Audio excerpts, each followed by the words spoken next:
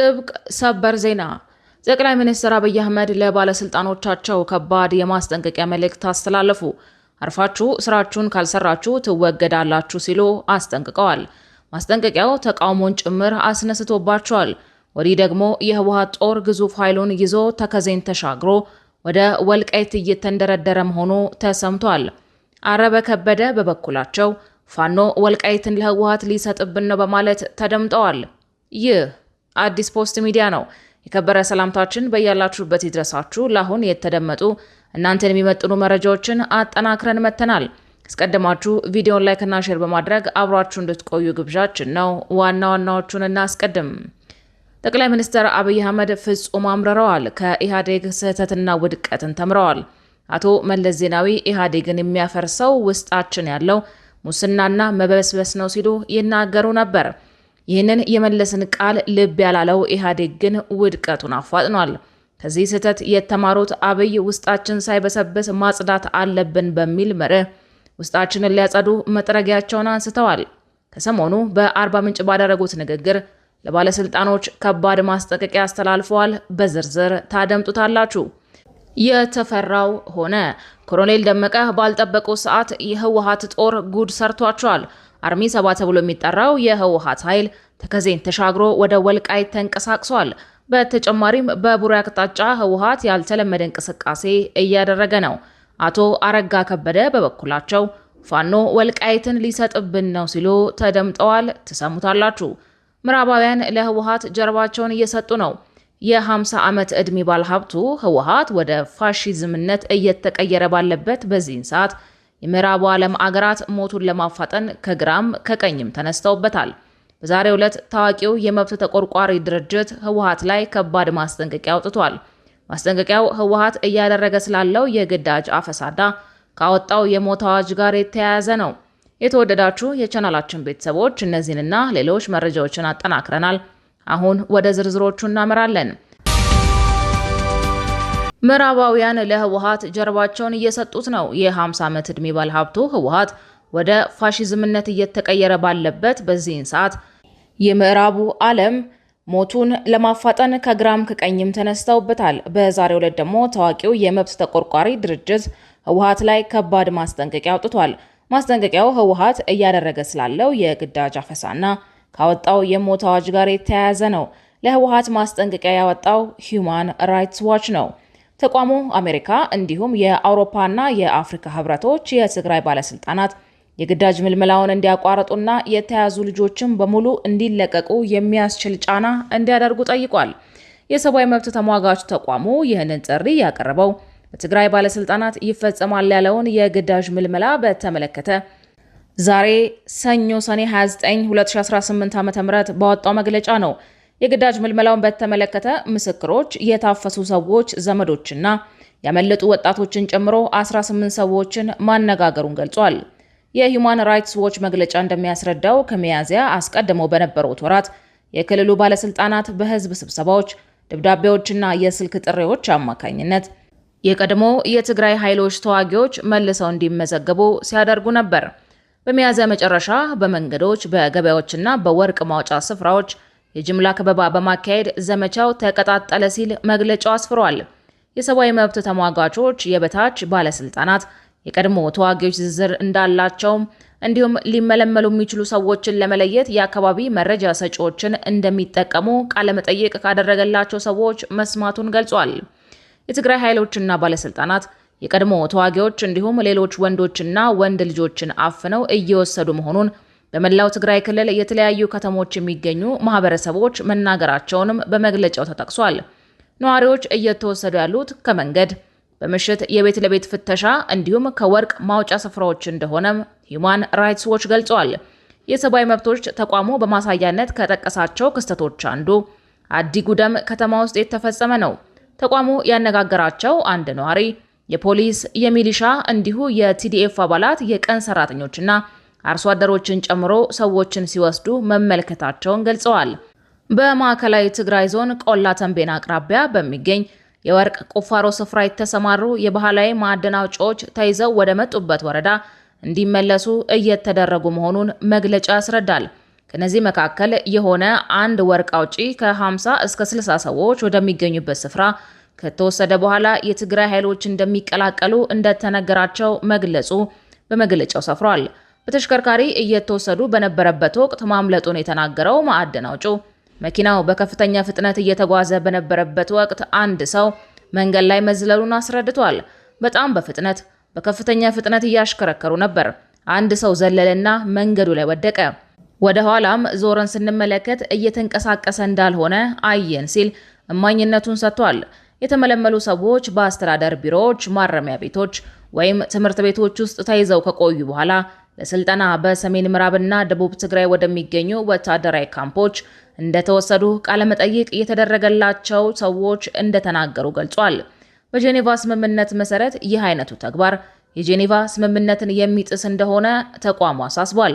በግዳጅም ሆነ በፈቃድ ከ18 ዓመት በታች የሆኑ ልጆችን ለወታደራዊ ተግባር መመልመል ወይም መጠቀም ከፍተኛ የልጆች ሰብአዊ መብት ጥሰቶች እንደሆነም ገልጿል። ከ15 ዓመት በታች የሆኑ ልጆች ላይ ሲፈጸም ደግሞ የጦር ወንጀል እንደሆነ ገልጿል። የአፍሪካ ዳይሬክተር የሆኑት ላቲሺያ ባደር ባለስልጣናት በአፋጣኝ ዘመዶቻቸውን ማቆምና በህገወጥ መንገድ የተመለመሉ ወደ ቤታቸው እንዲመለሱ መፍቀድ አለባቸው ብለዋል። ወደ ቀጣይ መረጃ ስናልፍ የተፈራ ሆነ። ኮሎኔል ደመቀ ባልጠበቁት ሰዓት የህወሓት ጦር ጉድ ሰርቷቸዋል።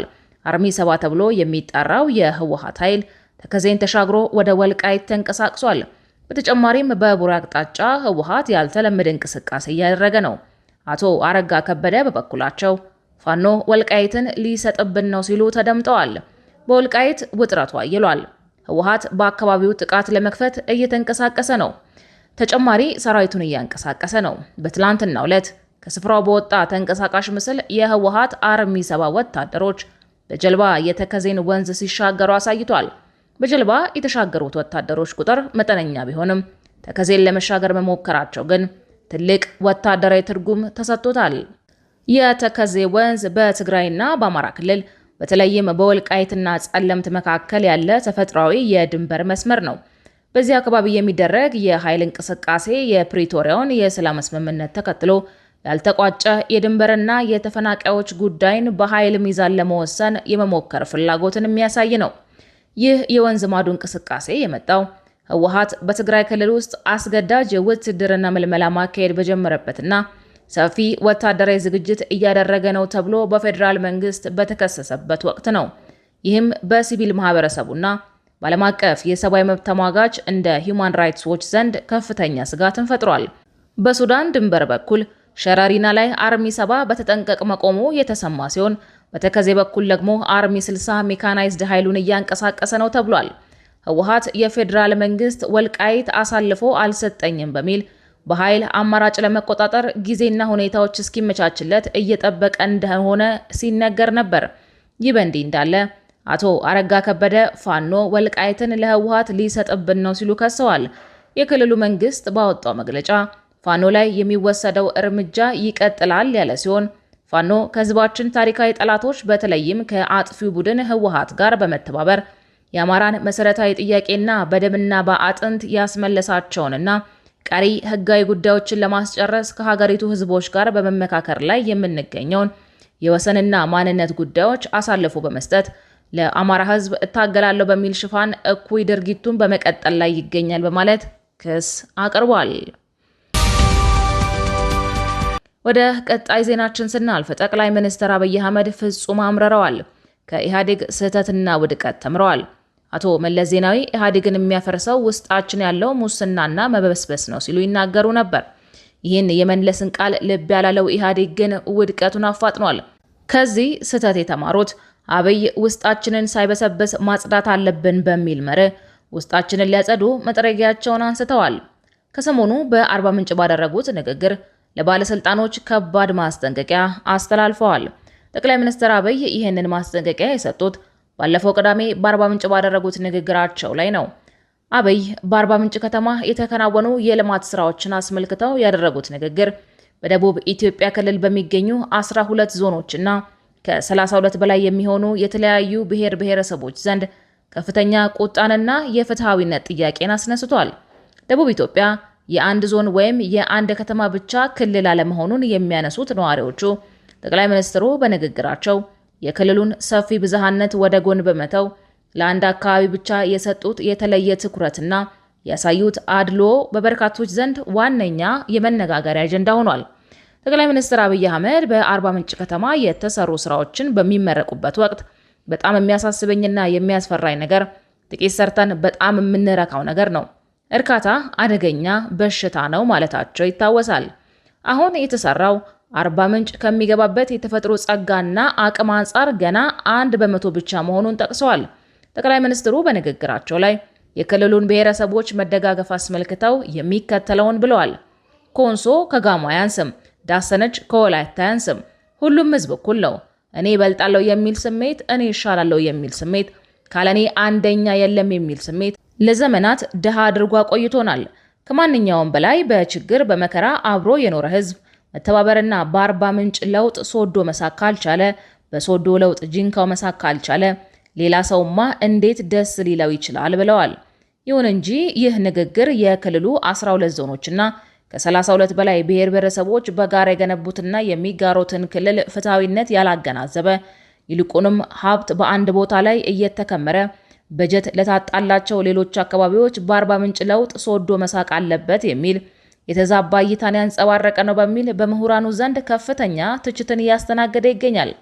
የምሁራኑና የነዋሪዎቹ ቁጣ መነሻ የሆኑት ተጨባጭ የልማት በደሎች መካከል በባስኬቶ ዞን ንጹህ መጠጥ ውሃና መብራት ሙሉ በሙሉ በጠፋበት፣ በኮንሶና ቡርጂ ዞኖች መሰረታዊ ድልድይ ባለመኖሩ ህዝብ ወንዝ መሻገር አቅቶት በመንገድ ላይ ህይወቱ በሚያልፍበት፣ በኮሬና ጋርዱላ እናቶች በምጥ ምክንያት መንገድ ላይ እየሞቱ ባሉበት፣ እንዲሁም በጎፋ ሳውላ፣ ጌዴኦ ዲላና ወላይታ ለዓመታት የተጀመሩ ኮር የሆኑ የመንገድና የውሃ ፕሮጀክቶች በበጀት እጥረት ቆመው እያለ የክልሉን ሀብት በአንድ ከተማ ላይ ብቻ ከምሮ የአፍሪካ ምሳሌ ለማድረግ መሞከር በ32ቱም ብሔረሰቦች ላይ የተፈጸመ ግልጽ የልማት አድሎ ነው በሚል አስረድተዋል።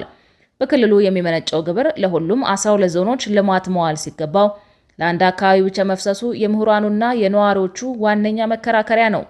የሶስቱ መነሻ ከተሞች ዩኒቨርሲቲ ምሁራን የደቡብ ኢትዮጵያ ክልልን ሰላማዊ ህዝብና የልማት ጥያቄ በሚከተሉት የጋራ ነጥቦች ላይ በመቆም ያስረዳሉ። በክልሉ ውስጥ የሚገኙት 32ቱም ብሔር ብሔረሰቦች ኮንሶ፣ ዳሰነች፣ ጋሞ፣ ወላይታ፣ ጎፋ፣ ጌዴኦና ሌሎችም የየራሳቸው ታሪካዊ መነሻና ክብር ያላቸው በመሆኑ ማንኛቸውም አይነት እኔ እበልጣለሁ ወይም የበላይ ነኝ የሚሉ ስሜቶች ሳይጋሩ የጋራ ጥቅማቸው ሊከበር ይገባል። አሁን ላይ ያለው አካሄድ እንደ ወላይታ፣ ሳውላና ዲላ ያሉ ከተሞች ከፍተኛ የህዝብ ቁጥር፣ የተማረ ስራ አጥ ወጣትና የልማት ጥማት ያለባቸው በመሆናቸው ከተሞቹን ማሳደግና ተገቢውን የበጀት እርሻ መስጠት የክልሉ ህልውና ጥያቄ ነው። በክልሉ ውስጥ የሚኖሩ ብሔር ብሔረሰቦች ለዘመናት አብረው በሰላም ይኖሩና ዛሬም ሰላማዊ የሆኑ ጥያቄያቸውም ለገሌ ብሔር ወይም ከተማ ለምን ልማት ይሰራል የሚል ሳይሆን የጋራ ሀብቱና በጀቱ ፍትሐዊነት ተደራሽ ሊኖረው ይገባል የሚል መሰረታዊ መርህን የተከተለ ነው። ይሁን እንጂ የክልሉ ህዝብ በተለያዩ ጊዜያት ያቀረባቸው በርካታ መሰረታዊ የልማትና የመልካም አስተዳደር አቤቱታዎች በተለይም በክልሉ አመራሮች ላይ ተገቢውን ምላሽ ሳያገኙ ለዓመታት ታፍነው ቆይተዋል። ይባስ ብሎ በክልሉ ከፍተኛ ባለስልጣናት ላይ ከሚሰነዘሩት የተለያዩ ተጨባጭ የሙስና ክሶችና የአደባባይ ሌብነቶች በተለይም በከፍተኛ ሁኔታ መነጋገሪያ የሆነው የጎፋ እርዳታ ገንዘብ ዝርፊያና የመንግስት አመራሮች መዋቅራዊ ሙስና ታይቶ እንዳልታየ ተሸፋፍኗል። በእነዚህ ተጨባጭ የሙስና ወንጀሎች ላይ የፌዴራል መንግስት እስካሁን ምንም አይነት ህጋዊና የማስተካከያ እርምጃ ለመውሰዱ በክልሉ ህዝብ ዘንድ በመንግስት ላይ ሙሉ በሙሉ ተስፋ የመቁረጥ ስሜት እንዲነግስ እያደረገ ይገኛል። ይህንን የህዝብ ብሶትና የአመራሩን ብልሽት ደብሊውቲ ሚዲያ በተደጋጋሚ በሰነድና በማስረጃ አስደግፎ መዘገቡ የሚታወስ ነው። የደቡብ ኢትዮጵያ ክልል 12 ዞኖችና እስከ 32 በላይ ብሔር ብሔረሰቦች የጋራ ሰላማቸውን ጠብቀው እንዲቀጥሉ ከተፈለገ በሌብነትና ባድሎ ላይ የተመሰረተ ያሁኑ የሀብት ክፍፍል በአስቸኳይ ሊቆም ይገባል። የአንድን አካባቢ ልማት ከፍ በማድረግ ሌላውን ማግለልና አንዱ ሲለማ ሌላው መሳቅ አለበት በሚሉ ንግግሮች ማስተባበል ወይም የእርዳታ ገንዘብ ዝርፊያና ሙስናን በዝምታ ማለፍ የህዝብን ብሶት ከማባባስ ውጪ ፋይዳ የለውም። አካሄዱ በአካባቢው ከባድ መልካም አስተዳደር ችግር በመፍጠር በመንግስትና በህዝብ መካከል ከፍተኛ ጥርጣሬ የሚፈጥር መሆኑንም ምሁራኑ አክለው አስረድተዋል። ክቡራትና ክቡራን የቻናላችን ቤተሰቦች ለሰዓቱ የተዘጋጁት ዜናዎች እነዚህን ይመስሉ ነበረ። ታዲያ መረጃዎቻችንን እስከ ፍጻሜው ድረስ ስላደመጣችሁ ከልብ እናመሰግናለን።